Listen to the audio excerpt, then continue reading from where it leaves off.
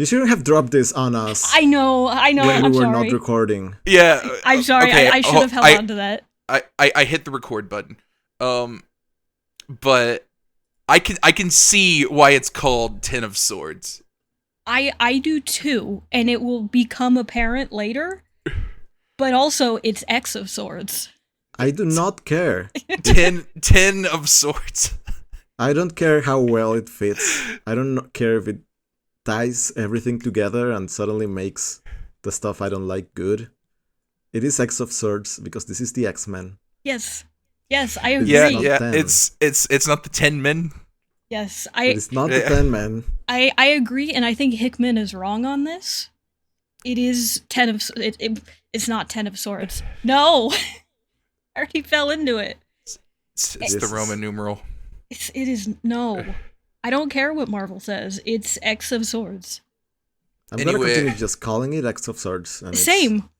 That's just the way it's going to be. Same. I'm not going to acknowledge. I'm going to apologize. Anyone has ever called it Ten of Swords ever? I'll apologize for it once when we start, and then I'm gonna keep calling it X of Swords. I've been so excited about this event. You cannot ruin it for me. Now, right at the doorstep. The whole event done. Get rid of it. We're throwing it in the trash. 10. Yep. 10 of Swords. Okay. Should we start? Yeah, we should probably clap. Okay. What time do we want to clap on? 45? Yeah. Sure.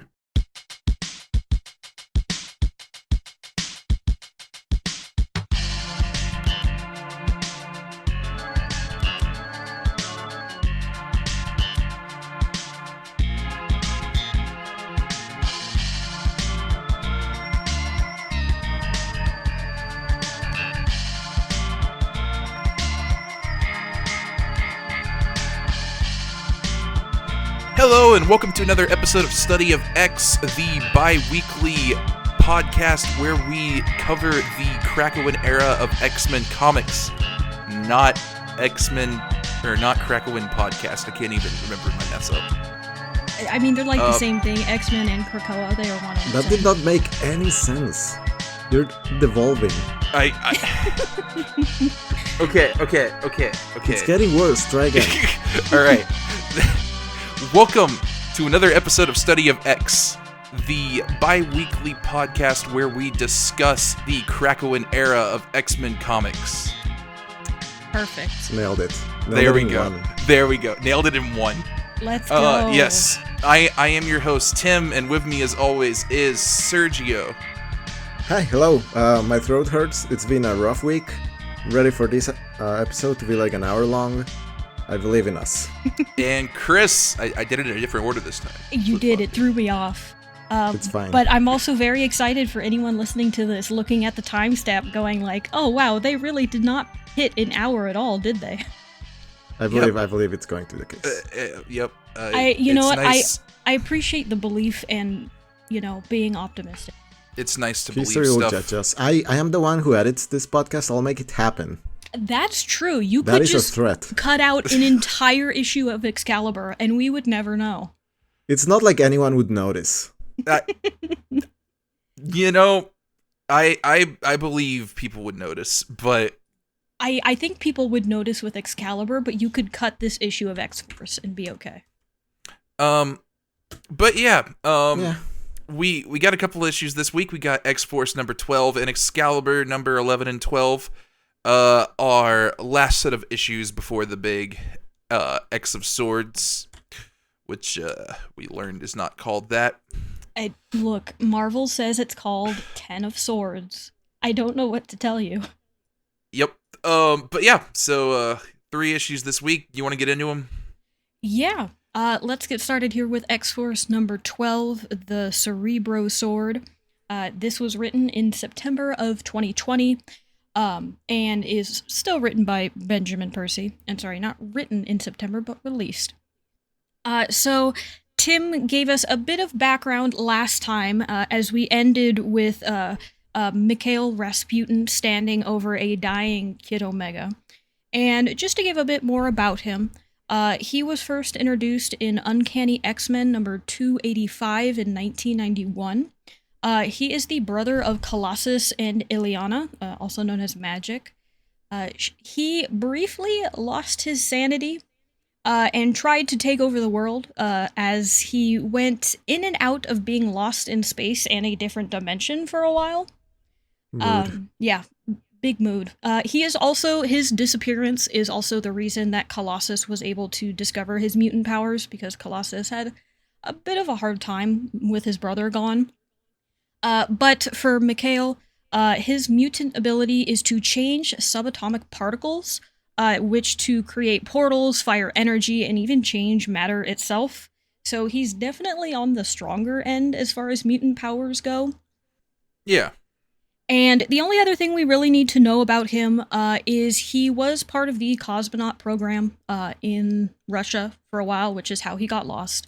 And he was actually kind of an ally for a while when he got back, before the aforementioned losing his sanity and then trying to take over the world. And ever since then, he's kind of been on the villain side of things.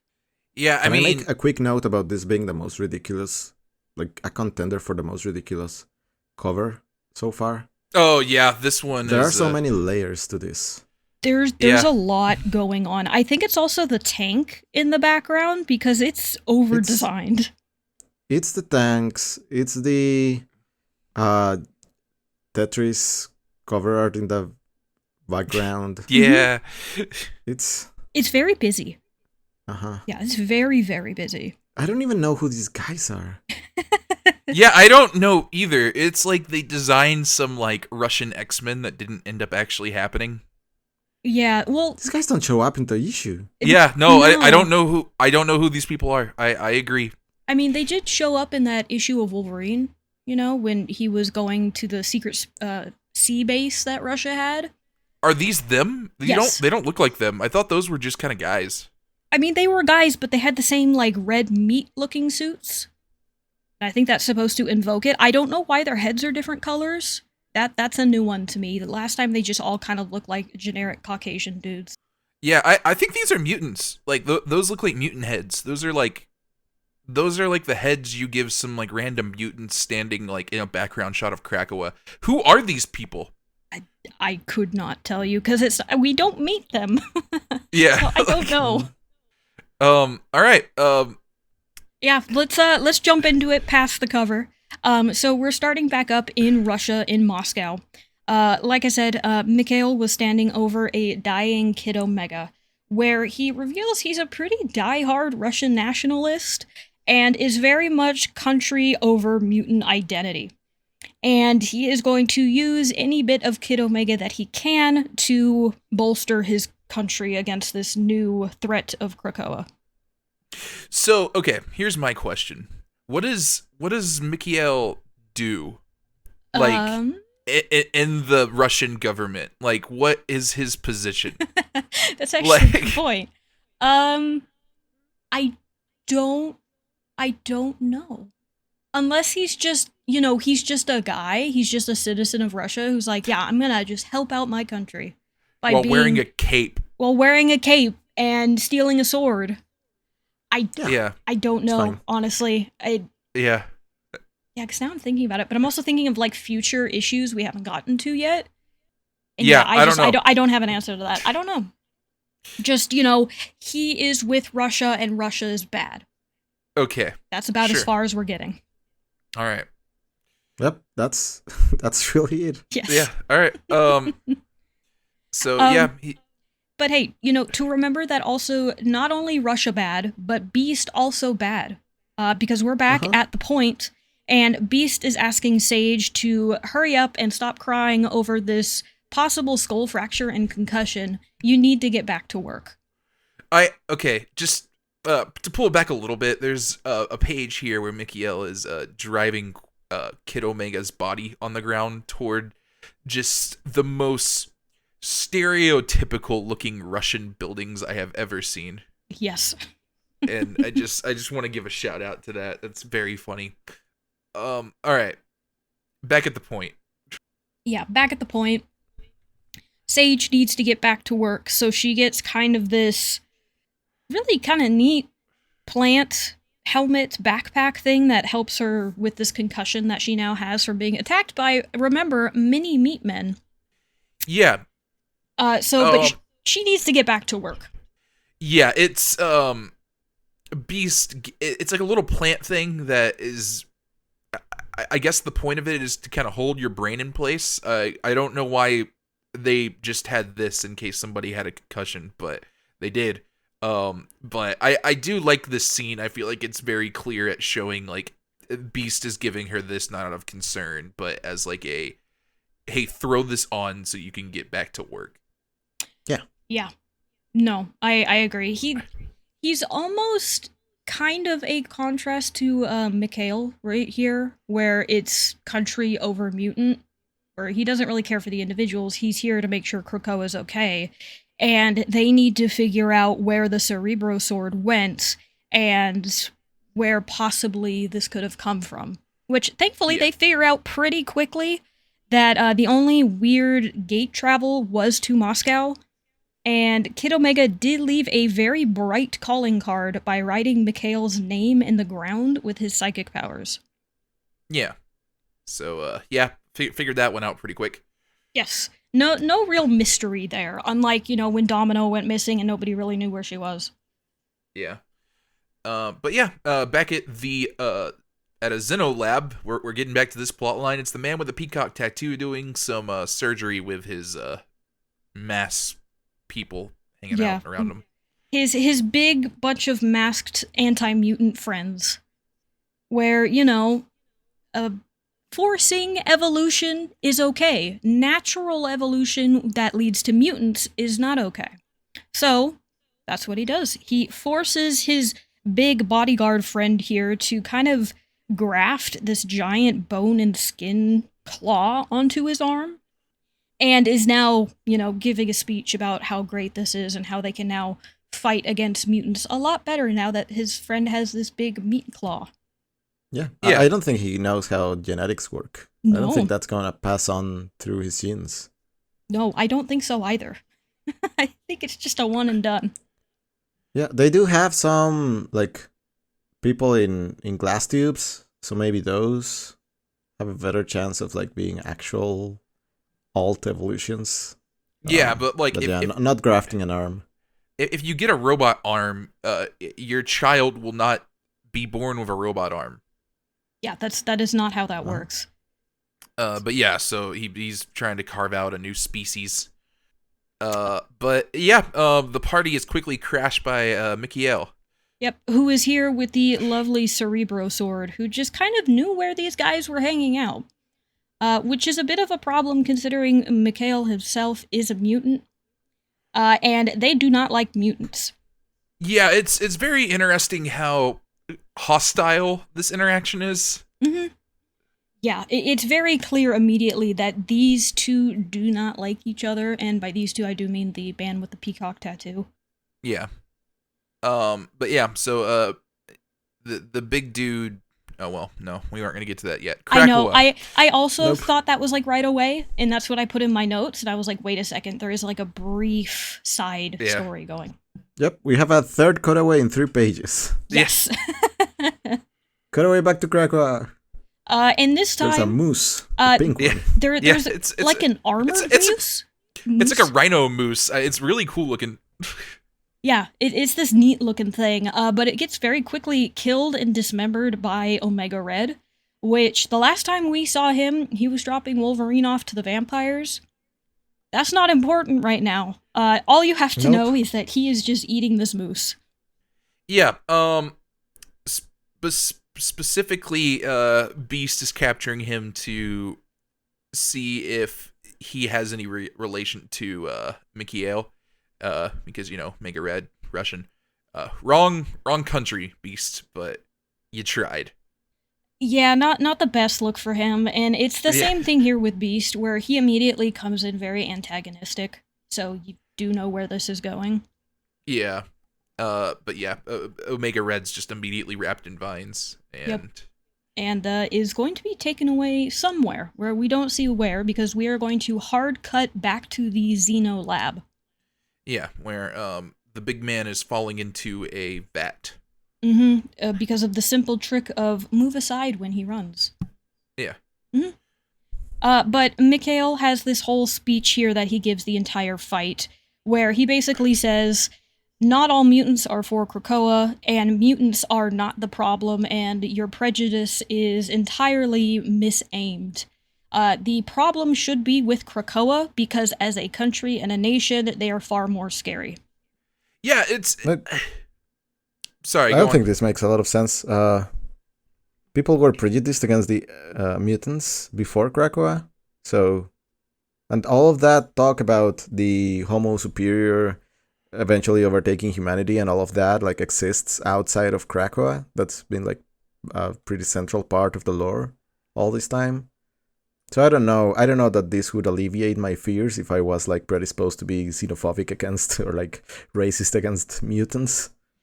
Yeah, I think it really is just a way for Mikhail to get this alliance started that he wants, because he's like, I'm a mutant. You shouldn't hate me. You should hate the other ones. Yeah, but I don't know, because it's not like I would believe these Xeno people to suddenly go, you're right, it's all about geopolitics. Yeah, same. Yeah, That's very, where my hate goes. Yeah, it's very odd that, like, it's like, this is a hate group, and dude just comes in here and is just like, no, you're hating them wrong. Yes. Uh-huh. Yeah, like... Your hate is wrong. You gotta work with the mutants against Krakoa. Yeah, the real enemy is Krakoa here. And yeah, you probably are gonna forge an alliance because they do hate Krakoa, which is, a bunch of mutants, but I don't know if you're gonna... This I don't know is if you're gonna sell lasting. them. Yeah, I don't know if you're gonna sell them on this, buddy. No. But our big bone claw friend does get turned to stone by Mikhail and then shattered by the Cerebro sword. So that kind of ends this little fight here. Before we hard cut again. I would say calling it a fight is generous. This is Mikhail just kind of stomping this man. Yeah. Yeah, that is true. But yeah, with the Cerebro sword, he shatters him. But yeah, working with mutants against Krakoa is his goal. But yeah, we're back in the flower farm. Yep, back in the Savage Lands, where Colossus and Kayla, which I looked her up, she is new for X-Force here. She's a brand new character just for the story. So she doesn't have much of a background to her. But the two of them are having a lovely time together before being interrupted yet again by Beast, along with Wolverine and Domino. Yeah. Also here to ask questions. Why isn't magic being questioned? I was thinking the same thing as I was going through this, especially once we get to the end. I'm like, hang on. We're missing a very important Russian mutant here. Yeah. So, I could probably take a guess at, like, the meta reasons behind it, She's in other books. She's doing stuff, I honestly would buy the fact that, like, she's kind of untouchable because she's a war captain as well. Yeah. But, like, I feel like she, just operating off of Beast's logic here, I feel like that's more of a red flag than Omega Red. Yes. Yeah, same. I kind of even would have appreciated even like a little blurb somewhere of like, hey, here's a list of mutants I want to question about Russia, and magic is on there and then crossed out. Yeah. With like some little like blurb from Beast about how, trying to corner her is impossible. But yeah, no, it's very, very weird, especially as we're going to see what Beast's actual goal here is. Yeah. So, but one small thing I wanted to note that I really liked is the second Beast pops up in between Colossus and Kayla. Colossus immediately turns his armor on and just gets covered in metal, which, same. If Beast just showed up, especially the Beast at this point, I would also be on guard. Yeah. It's this scene kind of plays out about how you would expect. Wolverine and Domino are playing good cops here, where Beast is the bad cop. But yeah, probably should be on the defensive with Beast at the moment. Yeah, Colossus does agree to go though, because he just wants to be left alone. And if doing this means he does eventually get to be left alone, then hey, great. Oh, also Kayla gets a gun pointed at her head, so like, yes, that's great. Yes, like when you said, Domino is also playing good cop, I see it, but Domino pointing a gun at Kayla's head, I was like, that's a little far. Yeah. Especially towards Colossus and getting him to do something. Yep, this guy's just out here in his flower field. Yeah, he's just planting flowers. Yeah, plant flowers, which are also really good medicine, living a simple farmer life. And then here comes the CIA to ruin everything. Yeah. But as he's about to walk through the gate willingly, Beast is like, hey, you want to put on these handcuffs? You could rip through them, but you should just put them on, just, for show. Mm-hmm. And then walks through the portal, and they have just a large gathering of mutants here. Yeah, there is quite a large grouping here. You've got Nightcrawler, Storm, Banshee, Jubilee. I think that's Cable right there. I see Rockslide in the background. There's a lot of folks who have just seen Colossus in handcuffs walk through a portal. But yeah, then we immediately cut to a data page about the Traitors Parade. Mm-hmm. Now look, Beast has been reading a biography on Donald Rumsfeld, and he thinks he's got some good ideas. You should never say that man had some good ideas. And Beast decided, you know what, I am gonna do that. Yeah.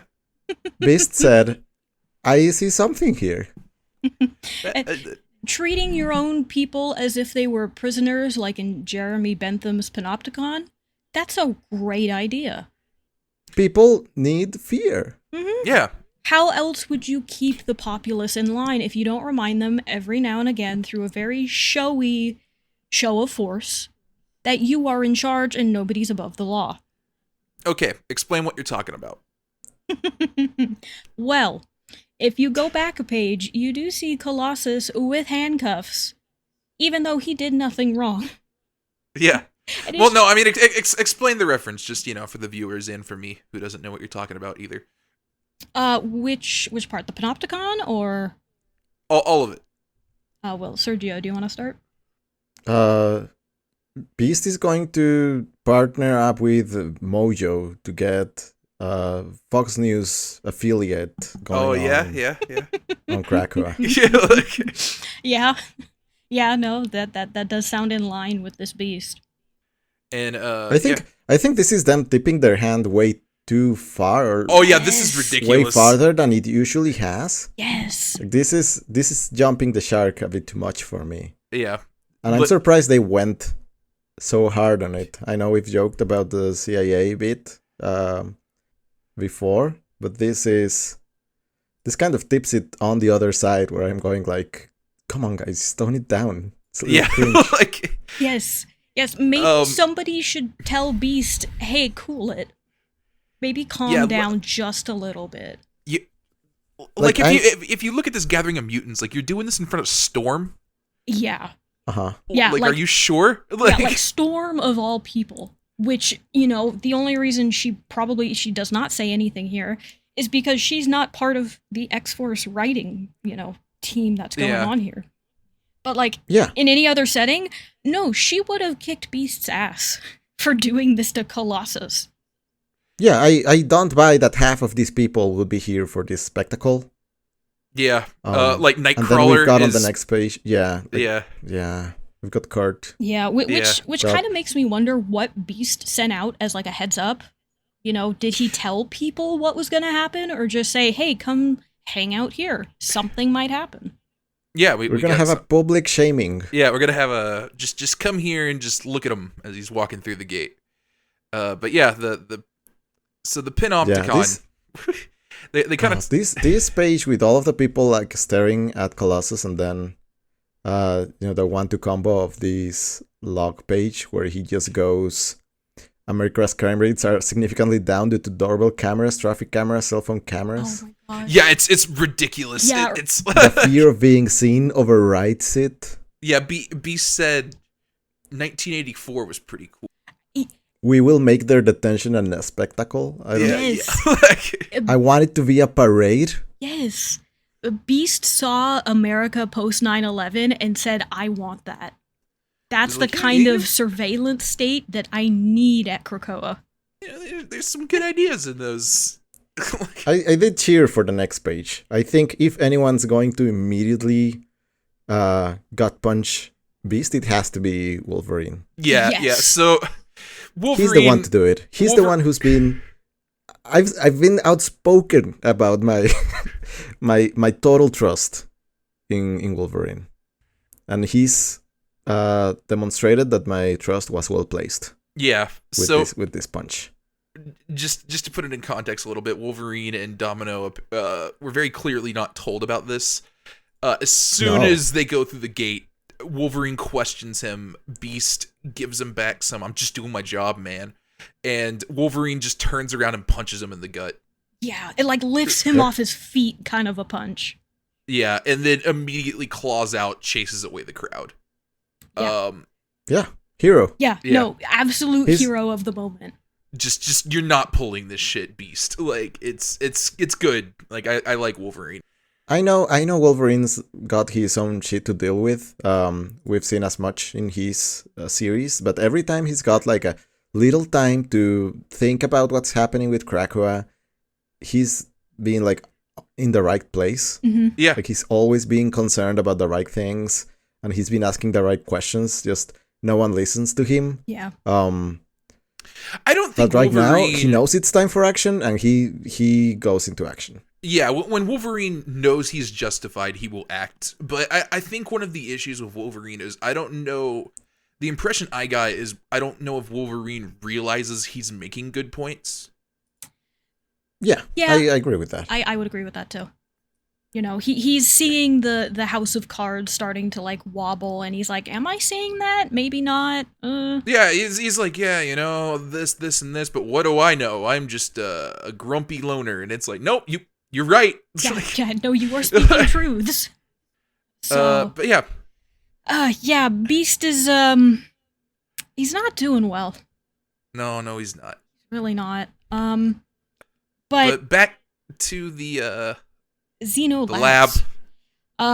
Mikhail offers the man with the peacock tattoo the Cerebro sword as a gesture of cooperation.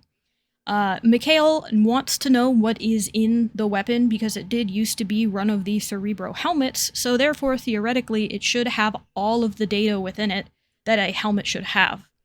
But I love this interaction. He's just like, yeah, here you go. Here's this sword with all this data, and he's like, oh, okay, how do we get it? And he's like, no.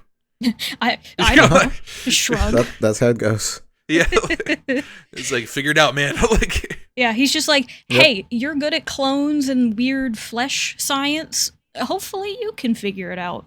Yeah. Yep. And here's an extra freebie. Yeah, he just gives him Kid Omega, and poor guy. Yeah. I actually do kind of feel bad for Kid Omega. Yeah, I don't know if he's alive or not, but yeah. I'd be shocked if he was alive at this point. He seemed like he was dying in Moscow. Yeah. Still got a body. But yeah, back on the point, and Jean's talking about being real hung up on this 10 of Swords thing.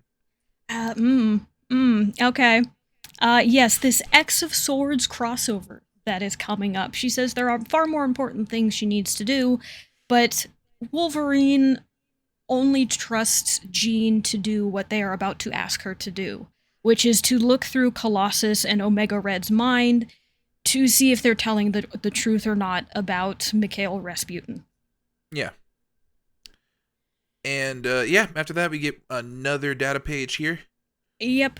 And this is a retelling of Beast coming to Colossus in the Savage Lands. However, there is a section at the bottom that is crossed out where Colossus, instead of agreeing to go, instead beats Beast to death with his hands. Yeah, it's we got the same little Russian sign-off thing that we've had from a lot of these previously. But yeah, it's like a recap of the events that happened. But yeah, there are events there that didn't happen that are crossed out. Yeah, so again, just a little bit more mystery there. Yep. So, but that is the end of X-Force number 12. The next time we do see X-Force, we will be in the middle of X of Swords. So, we'll get to see what they're doing. Yeah. Yeah, the next time we see all of these issues will be in that event. But yeah, so we move on to our last two here with Excalibur. Yes. Unless anybody has any more X-Force thoughts. That's a good question. No, Not really. X-Force is I X-Force. think it tips its hand a bit too hard for me. Yeah. I do enjoy seeing Wolverine gut punch the heck out of Beast. Yeah, Beast is I don't know if it was a gradual fall off a cliff or more just like a straight plunge, but yeah, we're I don't It really know. does feel I can buy thinking that Beast has been like chomping at the bit to have an excuse to do something like this. Yeah. Like with all of the incursions in like Central America.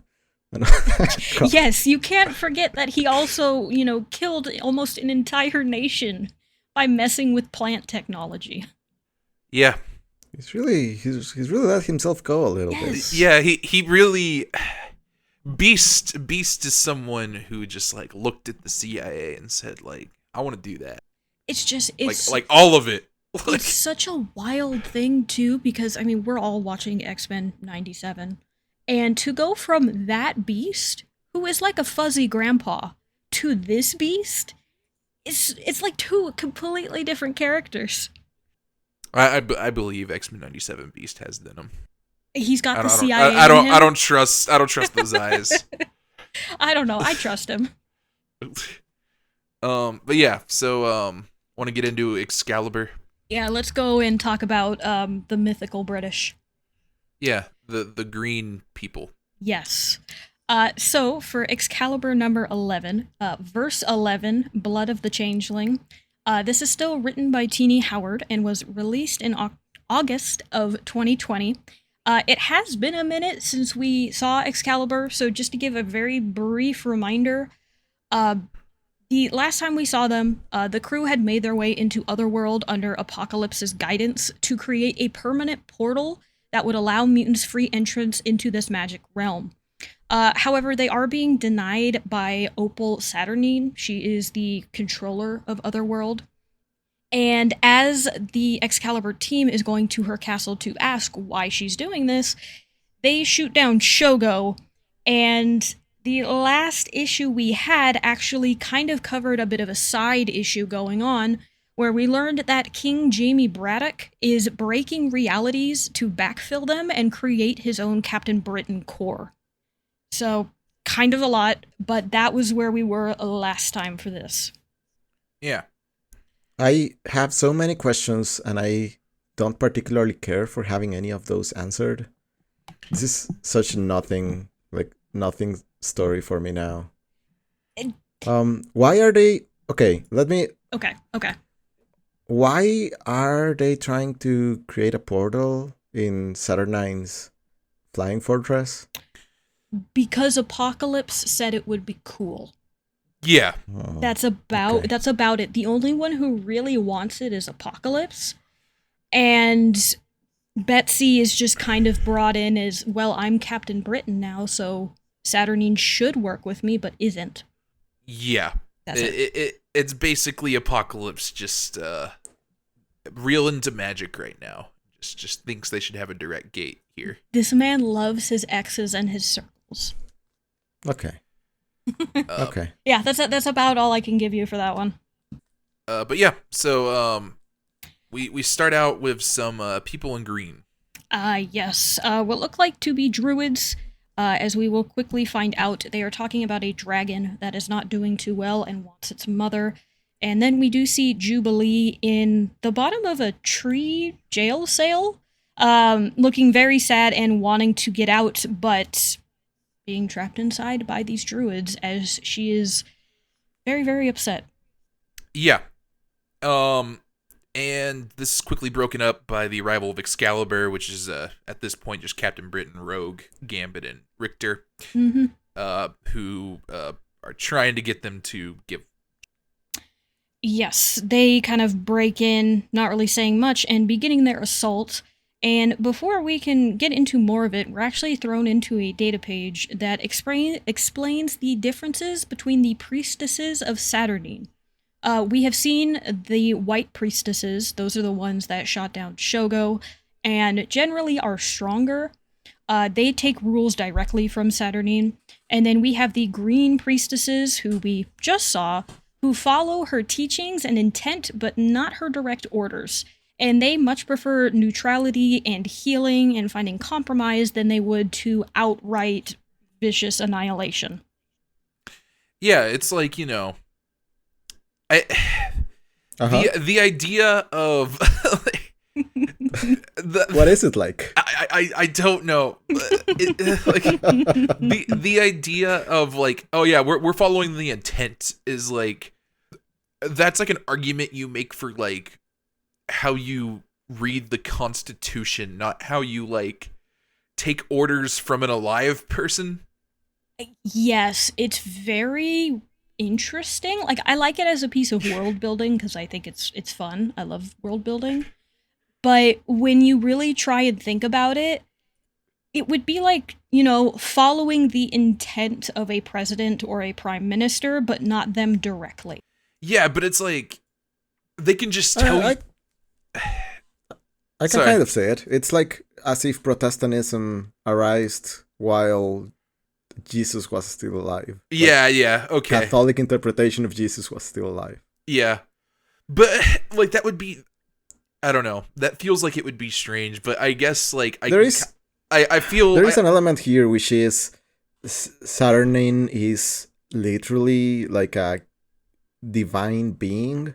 So you cannot deny the fact that she is divine and embodies some sort of, divine will. So if you disagree with her, the most you can do is acknowledge the divinity of her existence while trying to deny the parts that you disagree with. So yeah, I can kind of see how this arises. Yeah, it's just... They cannot say she's not a goddess or what have you. She is.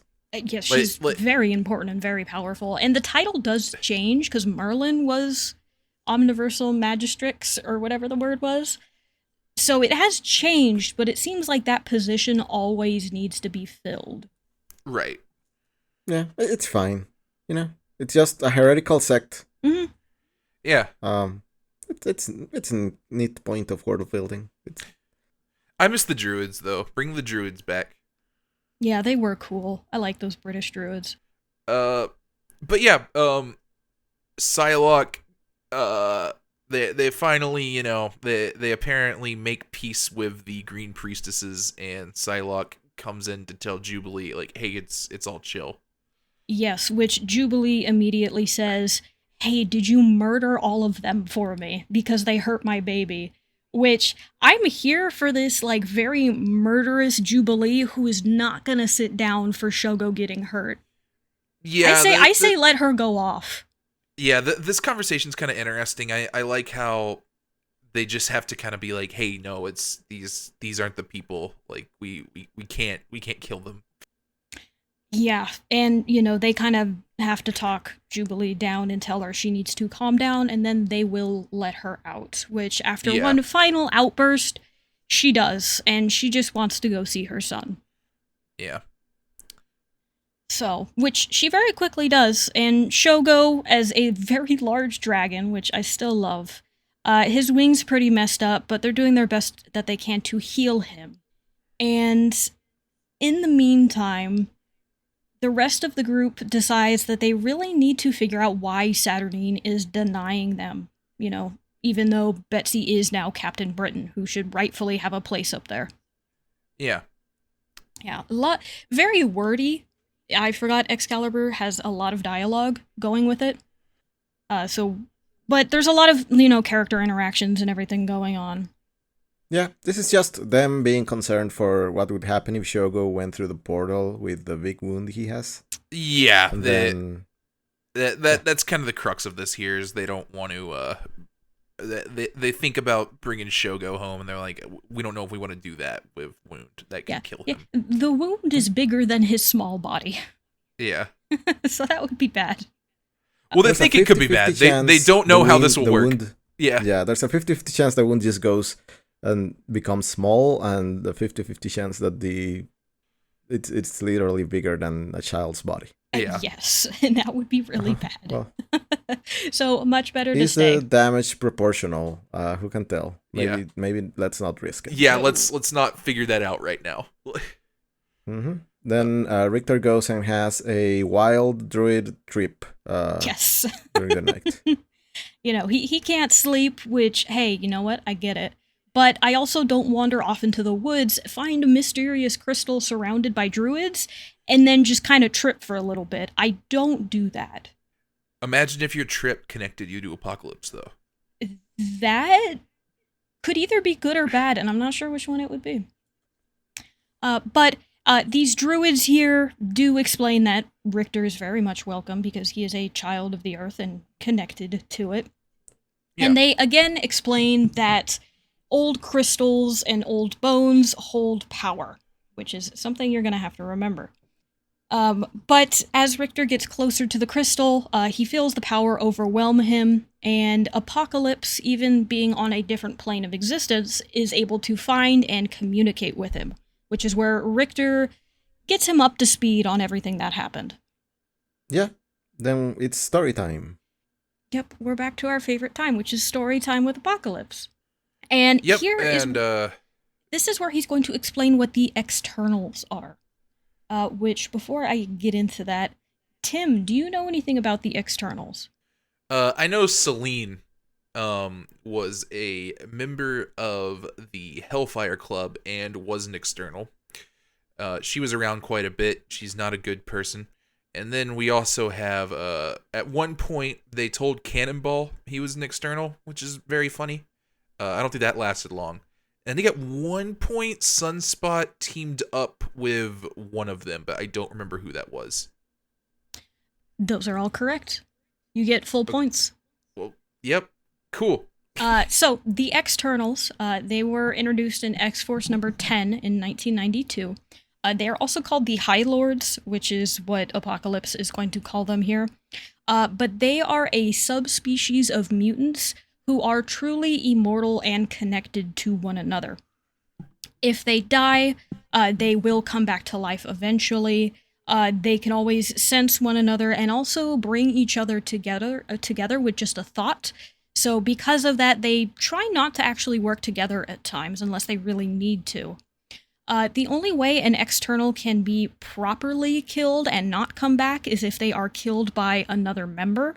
And when that happens, that member and the rest of the externals absorb the power of the dead mutant and grow stronger. Unless you put your mutant power into a gym. Yes, unless you cheat the system, which is what Kandra does. And this is actually the story that Apocalypse is going to tell. So the group of the externals is pretty consistent. The members of them, which most of them we're not going to really care for, is Absalom, Burke, Kandra, Cruel, Gideon, Nicodemus, Saul, Celine, and Apocalypse. Who is Merc in here? He should be later? I don't know if we've seen that guy, but I could be wrong. They don't stick around too long. No, they don't. They're kind of going to go pretty fast. But I like how there's one guy who's just called Gideon. same. Yeah, same. It's fun. But they are somewhat like a mutant Illuminati, as they have played in the shadows for years and years, and have operated... go ahead. The other external knowledge I know is I think Kandra led the Thieves Guild at one point, which is where Gambit's from. Yes, and that is where their connections... Yeah. Oh, yeah, that's referenced later. Yeah. Yes. But just for like a general timeline for these guys, they could have operated anywhere between 17,000 years ago, which is how old Celine is, up into the modern day. So they have been around for a very, very long time. There was also a really funny tidbit at the end of when I was reading about everything. They are known to have had active involvements in the JFK assassination and the American Revolution. So you can thank Apocalypse for those. I am pretty sure of these mutants here, the one that is the most important that isn't Apocalypse is Celine. Yes, you would be correct. She's been a villain for a long time. She is very powerful. I want to say a lot of her powers are almost vampire-like, and that she can drain people's souls, but I might be wrong. Yeah, it's something like that.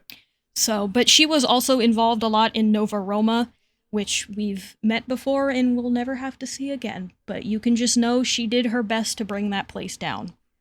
Yeah, I think there was a Captain America run that was happening like as Krakoa was just starting out that had her as a villain working with Hydra. So yeah, not a great person. Nope. But all you need to know about Apocalypse's story is that Kandra, one of them, did want to keep her powers for herself. So they all performed a ritual where they sealed away her soul into a gem. So when she does truly die, her power does not get spread around the rest of the externals. This is important because it taught Apocalypse how Coven magic works, which is going to be used pretty soon. This is it's a lot of dump here. Yes, there's a lot. There's a lot of story that gets a payoff in the next issue. Yeah. Mm-hmm.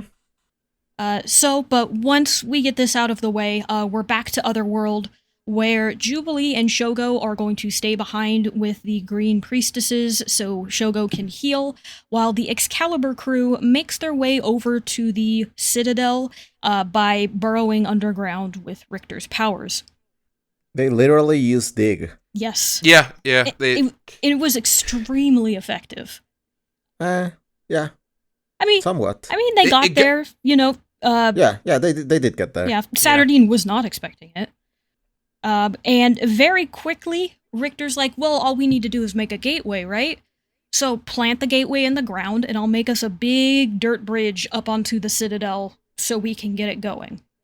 Yep. The battle rages for like 3 pages or so. Yeah, we get this done quick. We are full Excalibur pacing here. Oh, yeah. I mean, yeah, there's a lot of talking for very little. You know, there's 3 pages about him getting the land bridge up, but he gets a land bridge up. You just say it like that. But still as pretty as always. I really like the artist for this because everything looks great. Yeah. And once the gate is planted and ready to go, Richter's like, hey, we need to go let Apocalypse know that this is done. And Gambit's like, well, why don't you go tell him? So Richter goes through the portal, immediately forgetting that the last time they put a portal into Otherworld, it had to be activated by centuries-old mutant bones turned to powerful crystals.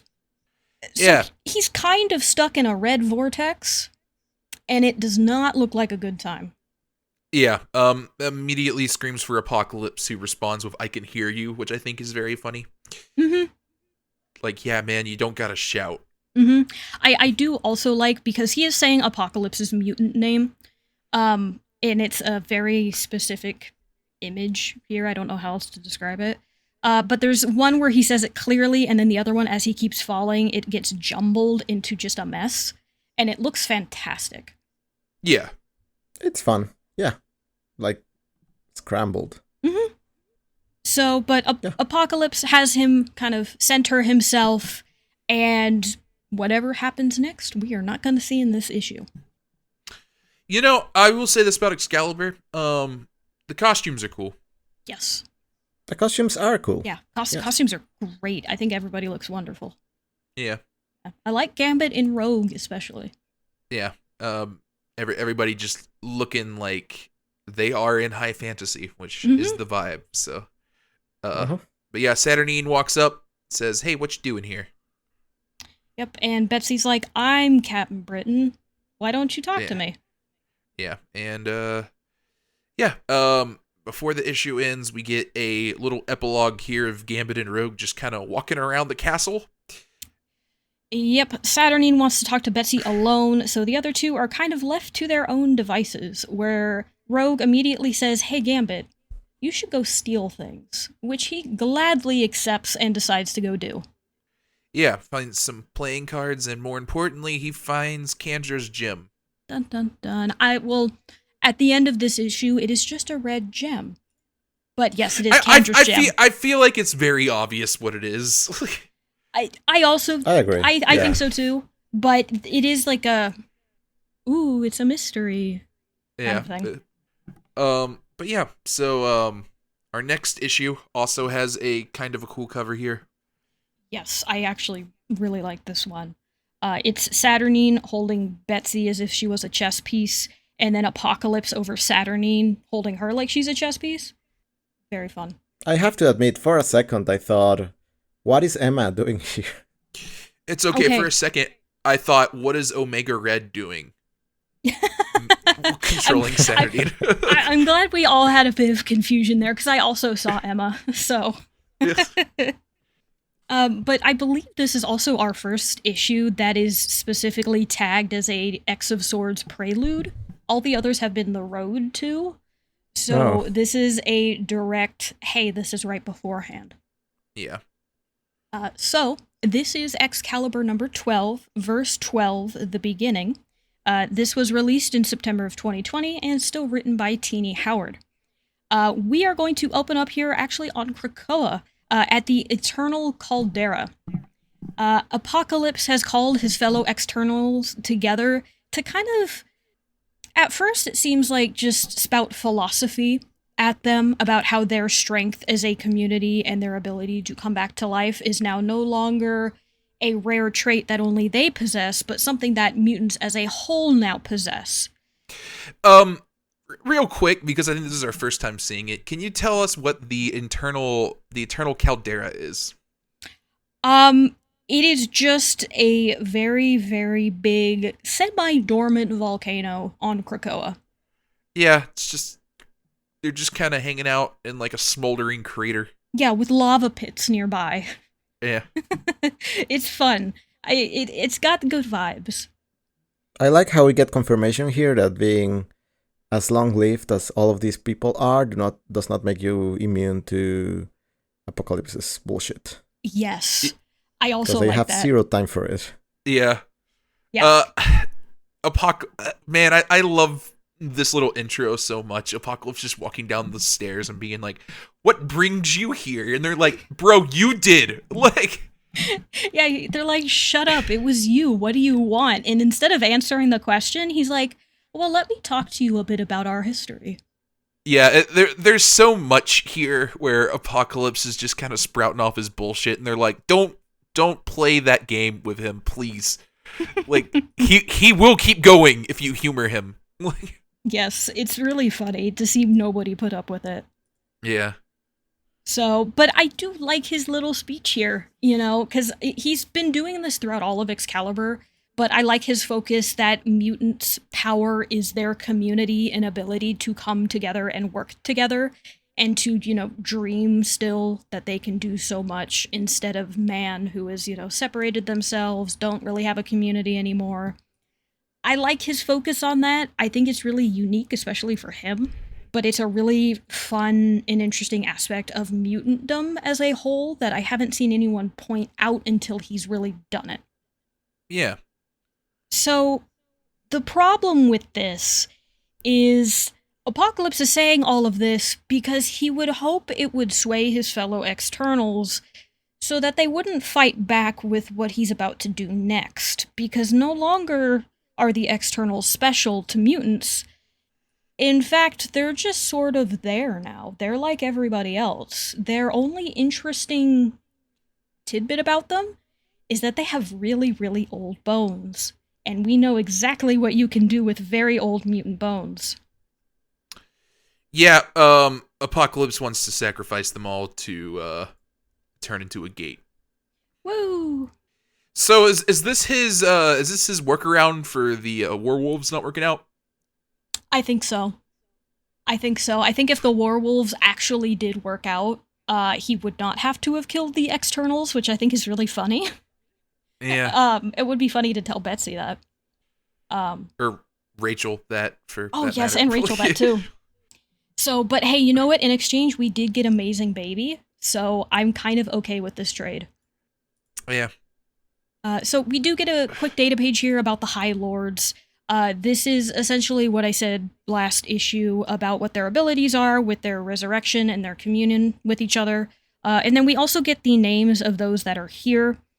The one that is not here is the one that Tim mentioned. Burke Yeah. is nowhere to be seen. Burke, okay. I thought you were saying Merc. Yeah. No, it's Burke. Yeah. Yeah, don't know where he is. But I've didn't learned feel that like kind coming. I've learned that honestly, good choice for him. But we're gonna come back to Richter. He is still in some sort of red hell here and is being crushed. He is still calling out to Apocalypse, but Apocalypse is simply not answering.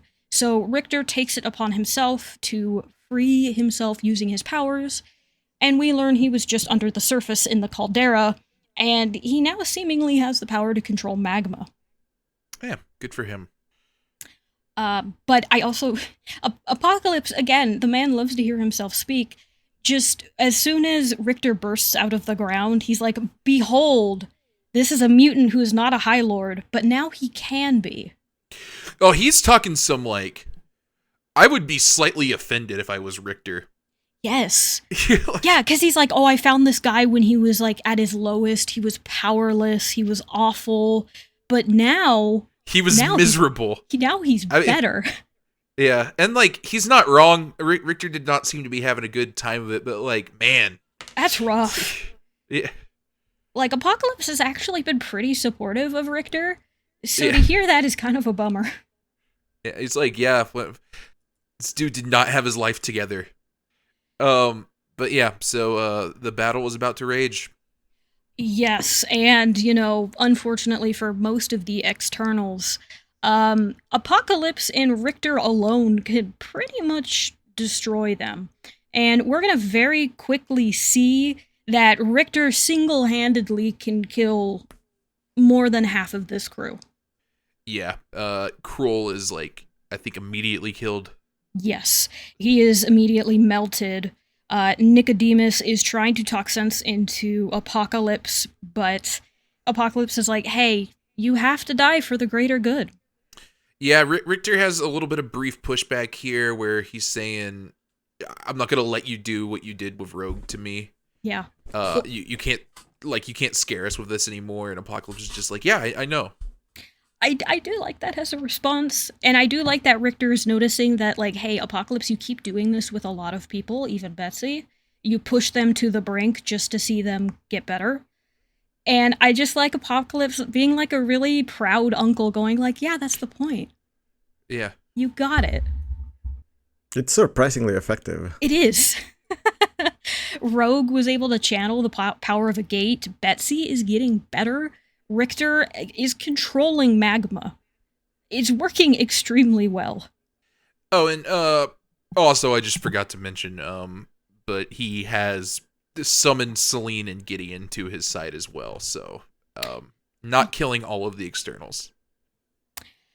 Yeah, and we're gonna very quickly see why, because Apocalypse does need a specific number of mutants to finish the magic circle.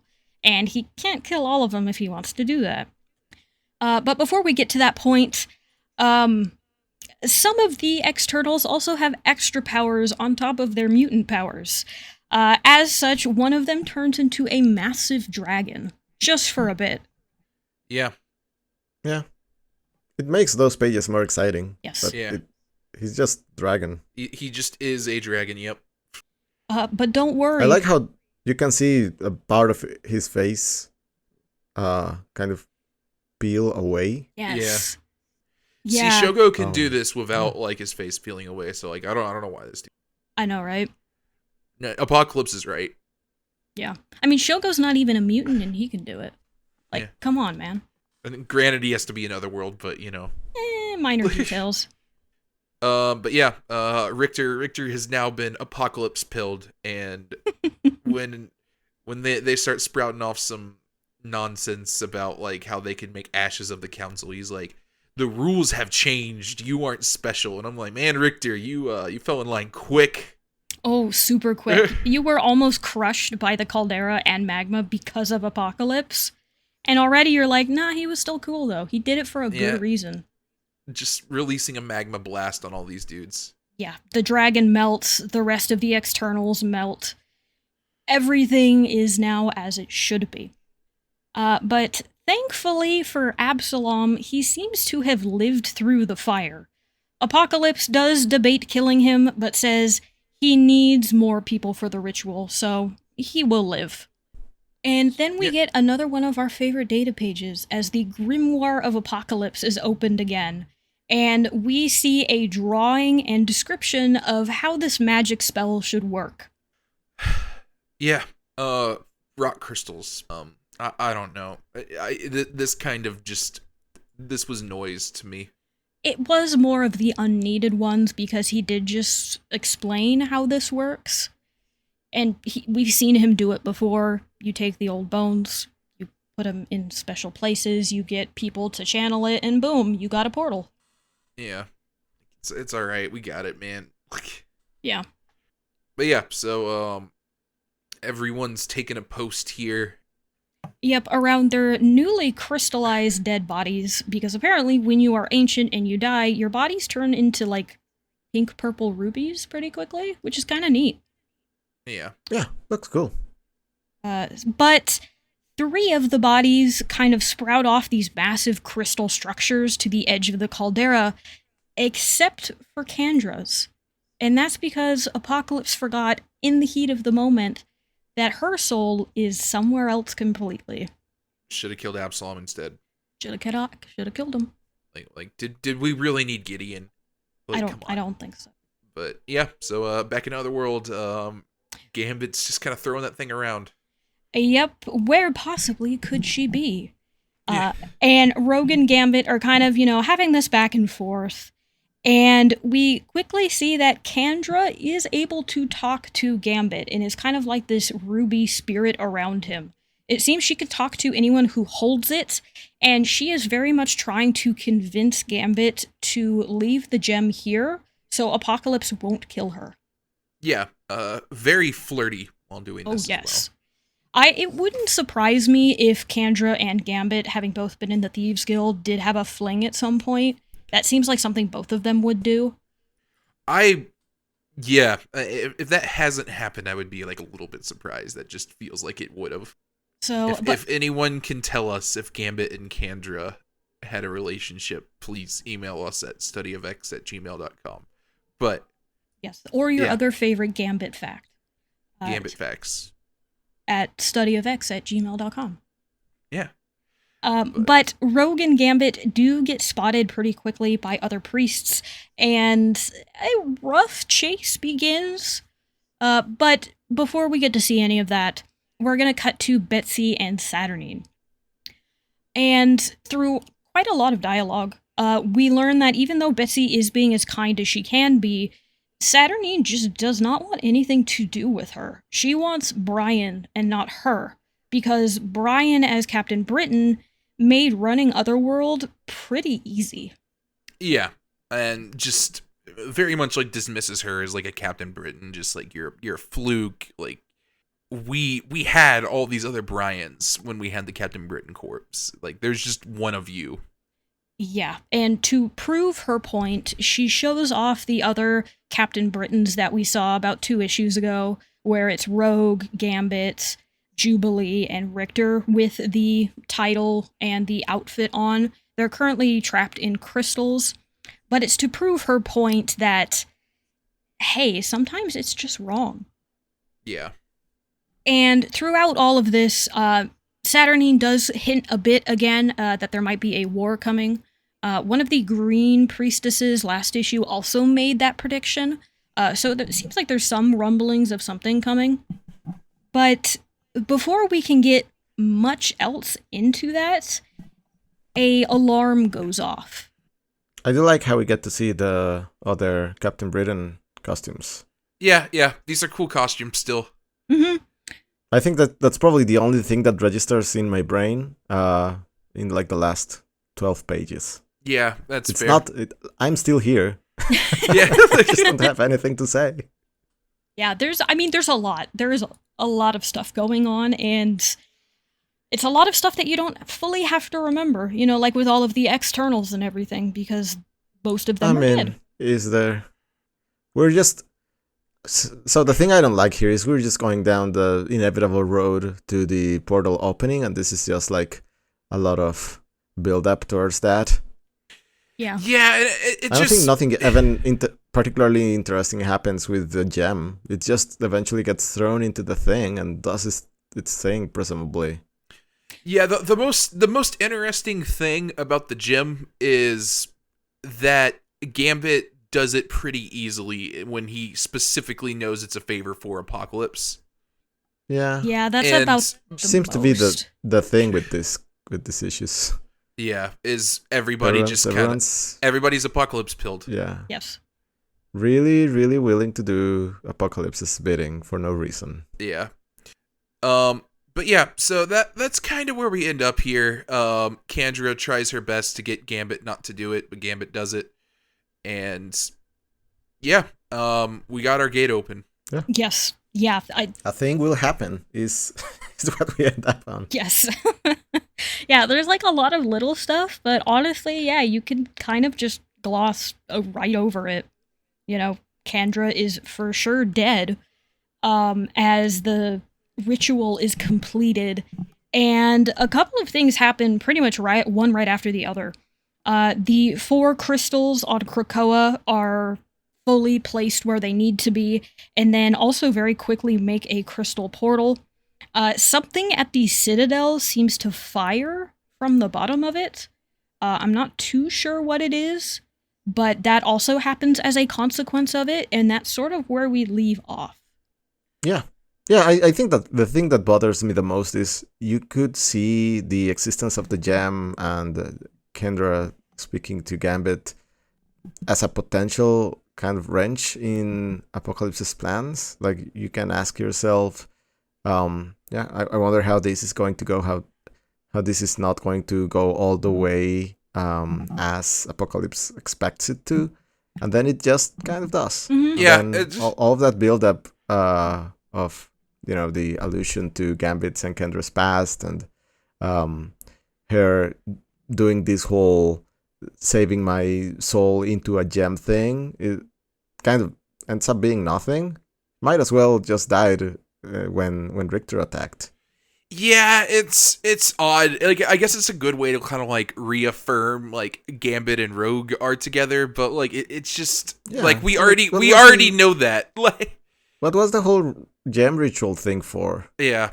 I agree. I think the externals in general feel like a very convoluted way to get to this gate, and I don't know if you needed to do that.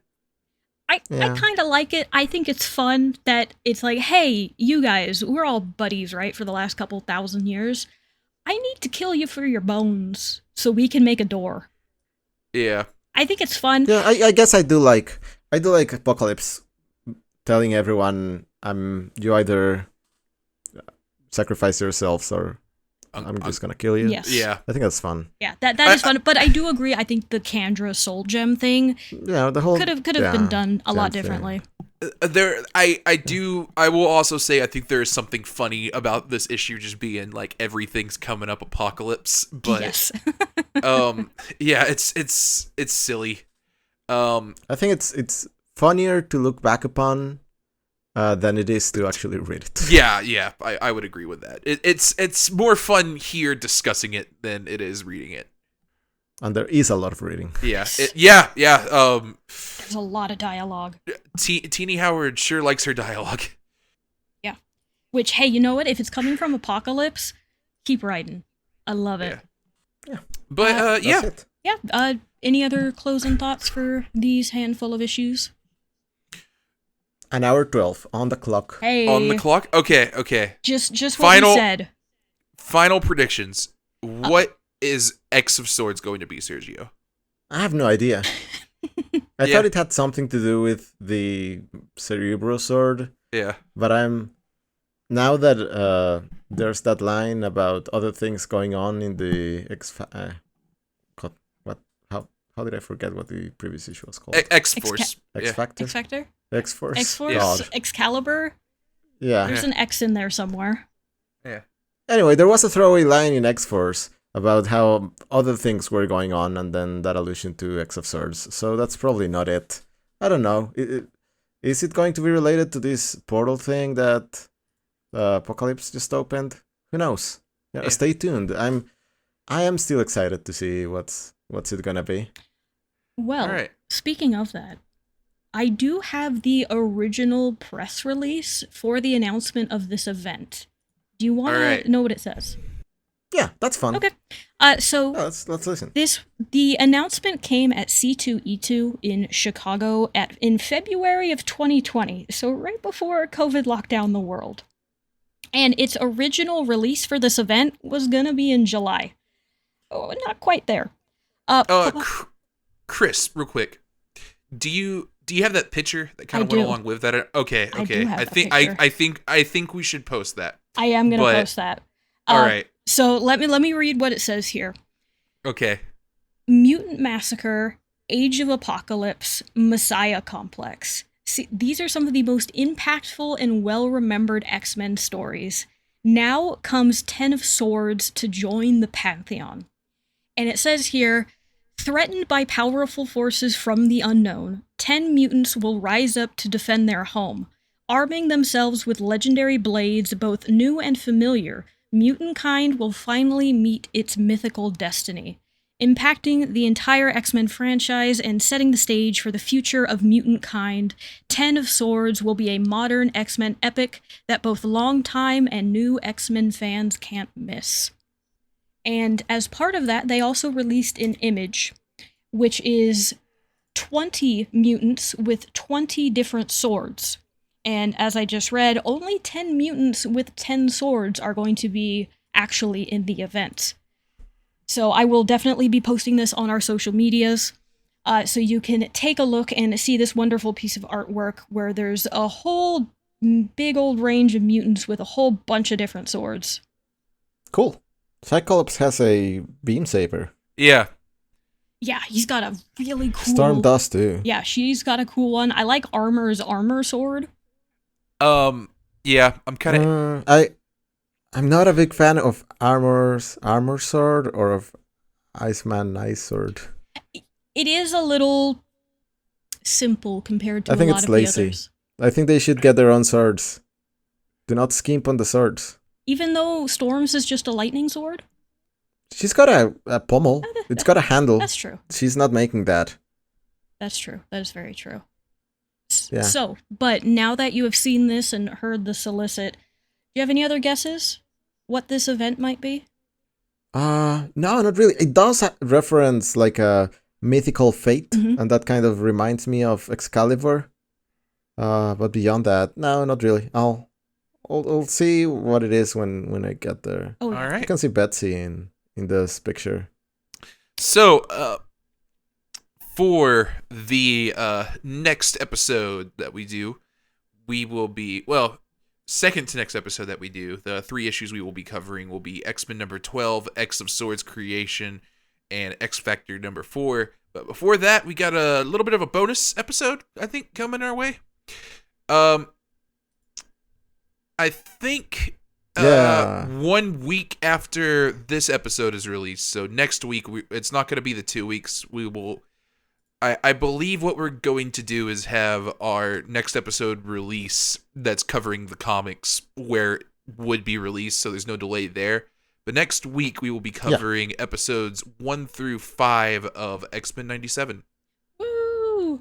I'm really excited because Hell yeah. I have not been watching them, and then I binged all of them because I was waiting, and I'm very excited to talk about them. I understand why Sergio kept asking.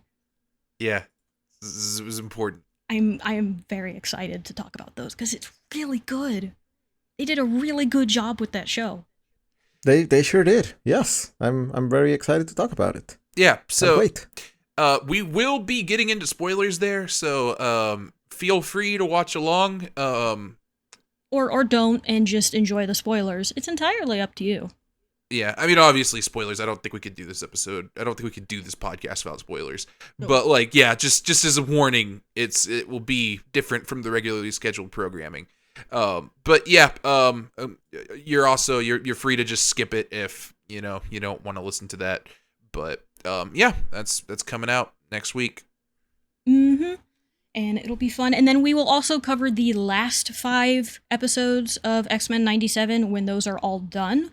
So whenever that'll happen, we'll let you guys know, because it might be at least a month, I think. I'm not sure what Disney Plus's release schedule is.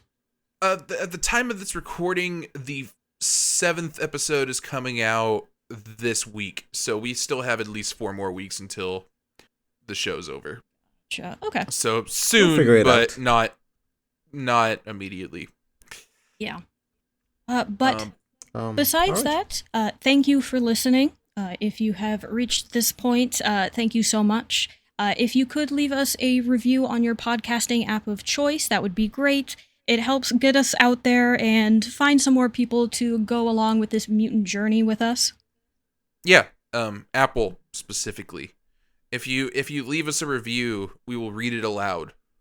Yes, and if you leave a review on Google Podcasts, I'm going to ask how you did that, because that no longer exists.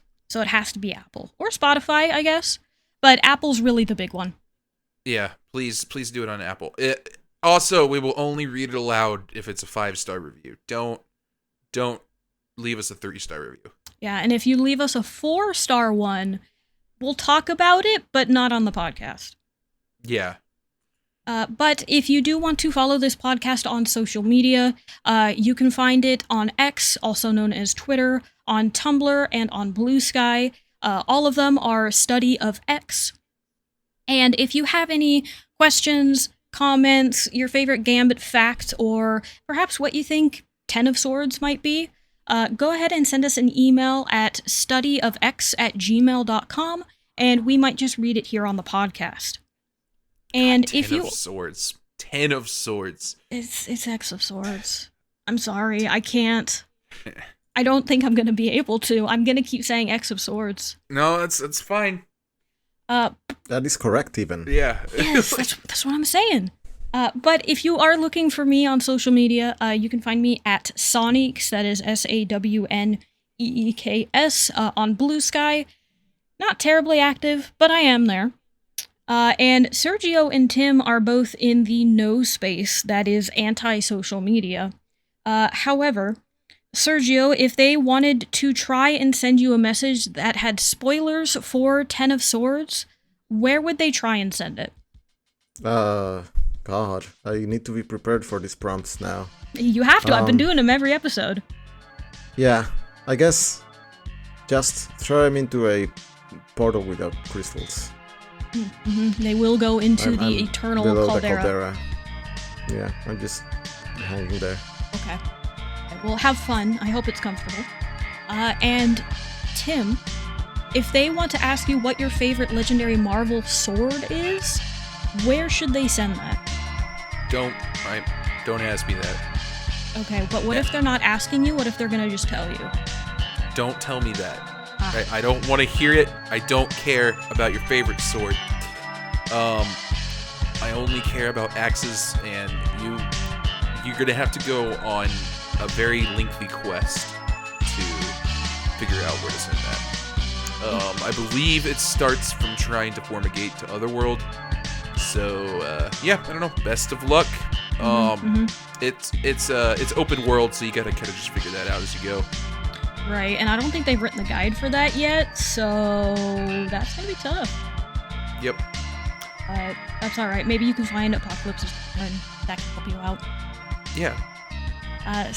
But until next time, later, mutants. Bye. Bye.